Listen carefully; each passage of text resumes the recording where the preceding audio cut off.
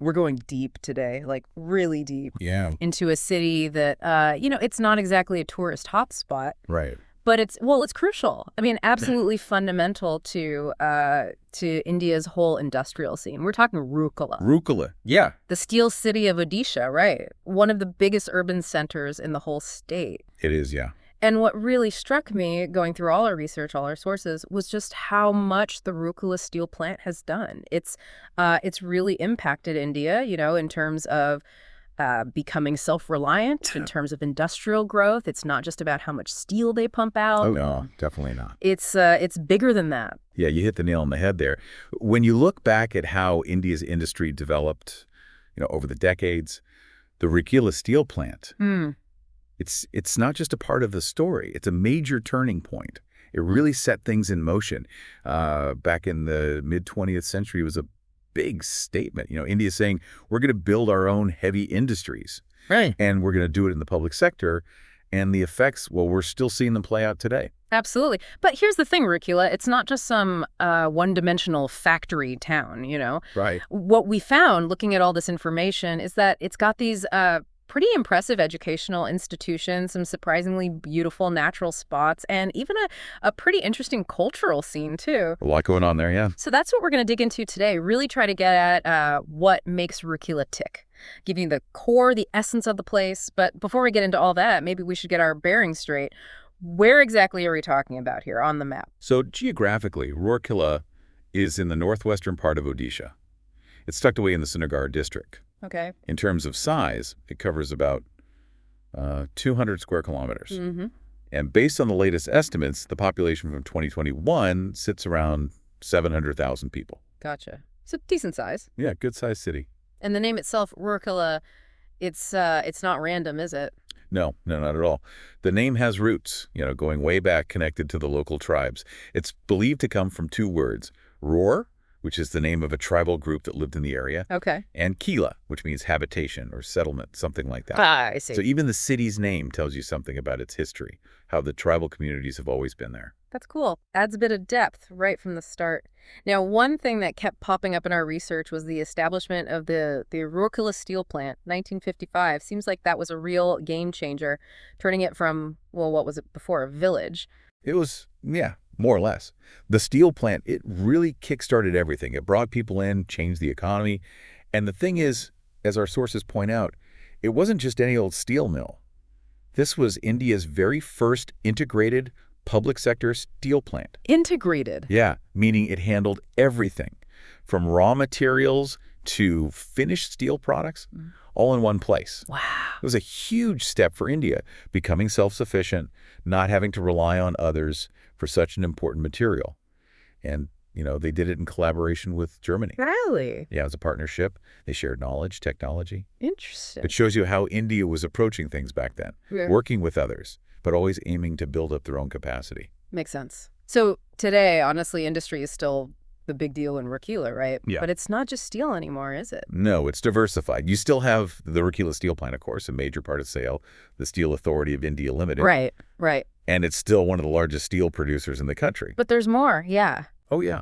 We found information on all sorts of other industries. There's the L&T fabrication yard, fertilizer and chemical plants, cement, sponge iron, all sorts of things. Huh, interesting. A lot of small and medium-sized businesses, too, involved in manufacturing. So not putting all their eggs in one basket. Exactly. More resilient that way. If one sector has a downturn, the others can help keep things stable. Smart. And all this industry, all these people, you need, you need shops, markets, right? Absolutely. It's not all just factories.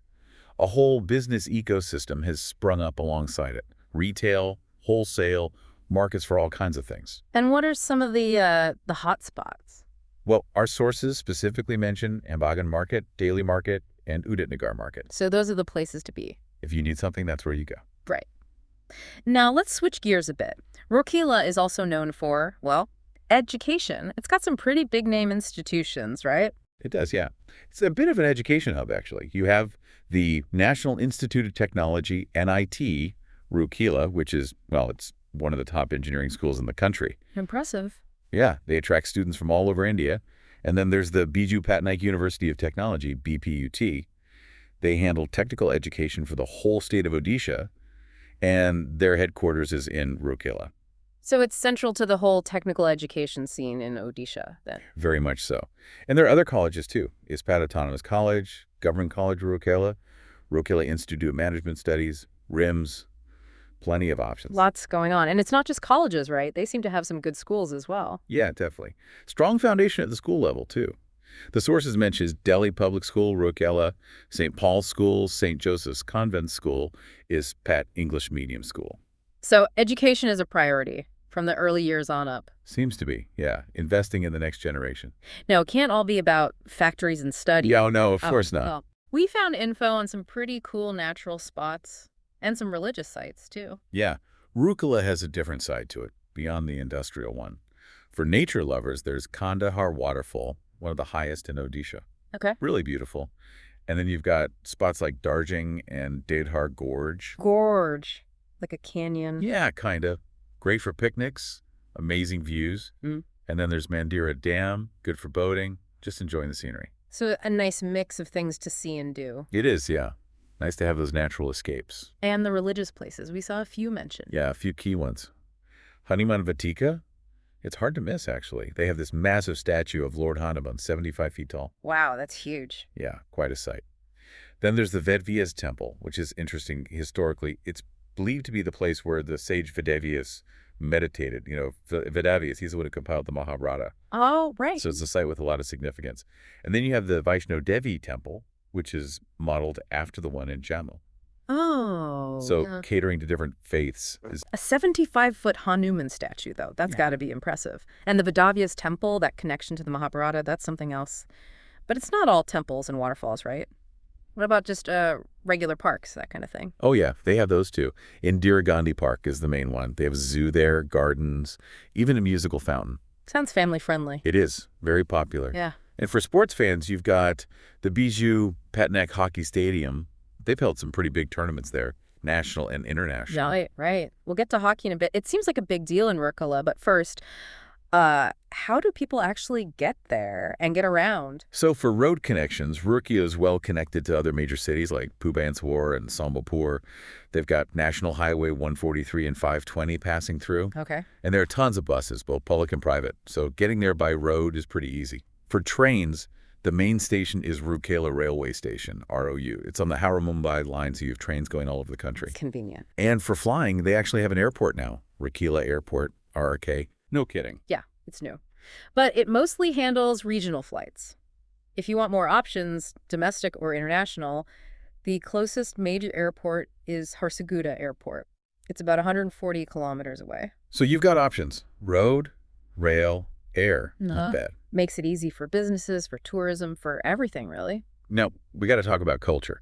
You mentioned tribal communities earlier, and it seems like they've really shaped the cultural landscape of Rourkela, haven't they? Absolutely. The city's got a really vibrant cultural scene, and a lot of it comes from the traditions of those tribal communities, the ones that have always been there. Yeah. The Oraon, Munda, and Ho communities are specifically mentioned in our research. Okay. Their influence is everywhere. You see it in the art, the music, the dance, just the way people do things. It adds a whole other layer to the city, you know? It's not just modern industry. It's got this ancient history woven in. That's so cool, that mix of old and new. And what about festivals? Any big ones? Oh, yeah, tons. They celebrate a whole mix of festivals, shows you how diverse the population is. You've got the Hindu festivals like Rath Yatra. That's the one with the chariots. Yeah, huge celebration. And Durga Puja is another big one. Really elaborate festivities. Then there's the Karma Festival, which is specifically a tribal celebration. It's all about nature and community. Yeah. Really important to them. And of course, you have the national festivals too. Diwali, Holi, Eid. Everyone celebrates those. Sounds lively. It is, yeah. Always something going on. Now, you mentioned hockey earlier, and it's clear from our sources that Rourkela is, well, it's a bit hockey mad, isn't it? Oh, yeah, it's a huge deal there. They call it the cradle of Indian hockey.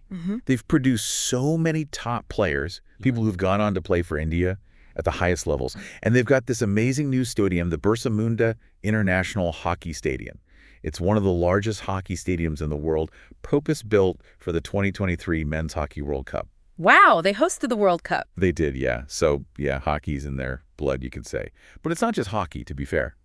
There are clubs and stadiums for other sports, too. Cricket, football. So a well-rounded sports scene? It seems to be, yeah.